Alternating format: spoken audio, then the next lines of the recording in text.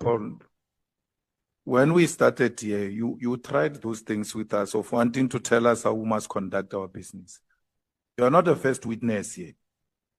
We've been running this process and running it smoothly and in a respectful way. So you're not going to come here and disrespect us and say we want to give you 1 hour to tell us your side of story of fighting crime for 36 years when we've given you the whole day and we are adding another hour the following day. The same way the chairperson is pleading with you, we're pleading with you to respect us. Treat us with respect. We're honorable members here. We are running these proceedings. You are not running these proceedings.